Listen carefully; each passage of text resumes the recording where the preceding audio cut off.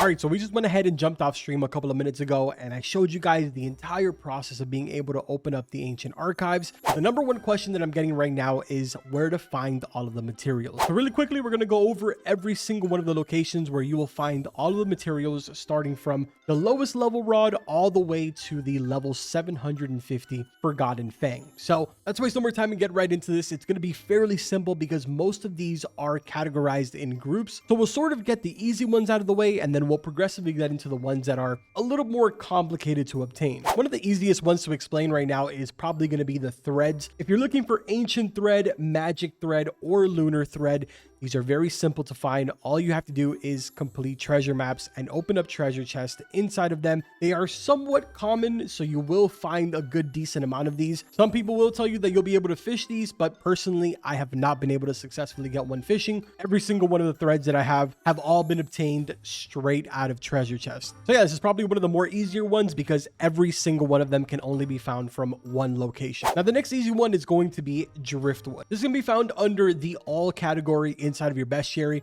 and if you notice, it is considered a trash rarity, which means that unfortunately it is rather difficult to come across, specifically when you're fishing, because for the most part it's actually a fairly common drop when you're using crab cages, which is what I sort of recommend. But I do know that a lot of driftwoods are needed in different rarities in order to be able to get them. You sort of have to roll the dice. One of the more popular ones right now is mythical driftwood because a lot of people are trying to make the wisdom rod. You can take the approach of fishing for them, obviously using something like a mythical rod, and for bait you can use the magnet bait because it is the preferred bait for driftwood. As for the locations around the map that you can find driftwood as far as fishing goes and your crab cages, you can go to Moosewood, Roselet, Terrapin, Mushgrove, and Sunstone. Every single one of those listed locations will have driftwood available for you. Now that we've gotten all of those out of the way, which are the rather simple ones, let's go over some of the more difficult ones, starting off with pearls. Now, this one is actually fairly simple to do. The only thing that is a little bit challenging is that you sort of need specific pearls to specifically craft certain things. So unfortunately, it's kind of like a gamble. If you make your way over here to Roselet, more specifically the backside, turn on your fish radar, you really can't miss it. This entire area is full of clam. But one of you guys reached out to me. Shout out to Sleet. He went ahead and actually told me that if you face this patch of sand right here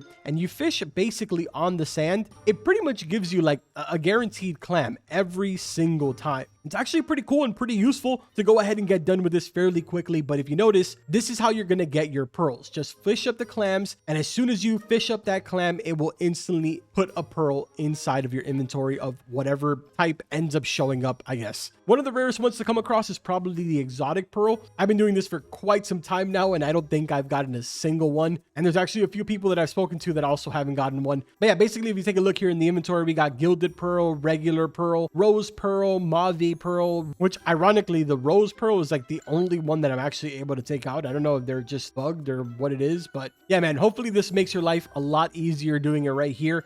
Like I said, it's pretty much a 100% chance to pretty much get a clam. At least that's more likely what it feels like. Every single time that I've fished here, I've always gotten a clam. Now, for the next one is when things start to get a little bit complicated and what a lot of you are probably struggling with the most, and that is the different types of wood. In the event that you're looking for an infernal wood, make your way over here to the volcano inside of Roselet. Obviously, you're going to need either a reinforced rod or a magma rod. Fish inside of here, and not only will you be able to get infernal wood, but you'll also have a chance at chasing after the brand new exotic fish in here that is called Banshee. If you're looking for ancient wood, this is going to be found over at Sunstone Island. Very simple. If you want, just stand right here and fish exactly where I'm facing, but pretty much you can get it anywhere here. Next one on the list is void wood. This is found inside of Keeper's Altar. More specifically, if you don't know where that is, it is basically where you come to enchant your rod. Just go off to the side here and fish until you are able to go ahead and pull in a void wood. All right, so now for the next and final wood location, it is the moonwood. This is probably the most infamous one because it's very similar to the moonstone in its rarity, where it's actually extremely difficult to get it from here in Snowcap. The catch is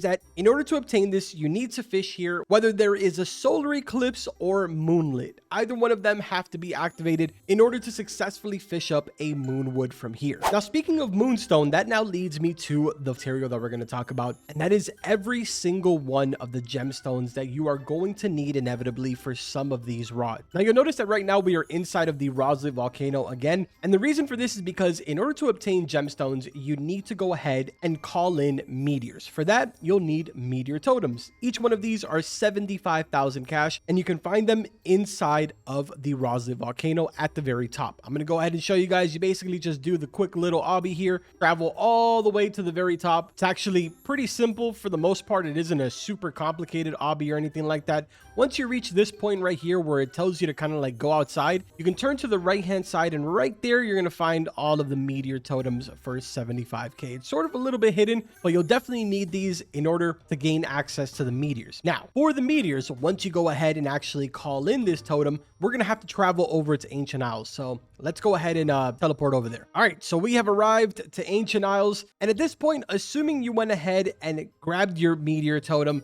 let's say you went ahead and called it in. Basically, what you're going to want to do is right over there where you see those little kind of like spikes coming off the ground, that is the main merchant camp. If you make your way up here, specifically to where this NPC is, and you take this zip line right here, it's going to take you all the way down to where every single meteor lands. They all always land here. Meteors are a little bit buggy right now. Some of them will actually get frozen on their way down and they just sort of float there, and then they sort of cause like a gameplay pause issue. But hopefully by the time that you're watching this video, that issue has been completely fixed and you can farm these as many times as you want. As for the chances of the different stones in here, you got amethyst at 30%, ruby at 20%, opal at 10%, lapis lazuli at 3%, and unfortunately, the moonstone at 1%. So yeah, man, needless to say, you're going to be spending a lot of money on meteor totems. But who knows, man? Hopefully you guys get lucky and you're able to get your moonstone on the first attempt. With that being said, there is now only 2 other materials in the entire game that you will need in order to craft one specific rod, being the level 750 rod. For that, you're going to be looking for the Meg spine as well as the Meg fang. And unfortunately, there is no simple answer to this. The reason for that is because the only way to obtain this is by simply fishing in Ancient Isle. Anywhere inside of here can go ahead and give you the Meg spine as well as the Meg fang. Now, while I unfortunately do not have the actual percentages of how likely these are to spawn while you're fishing,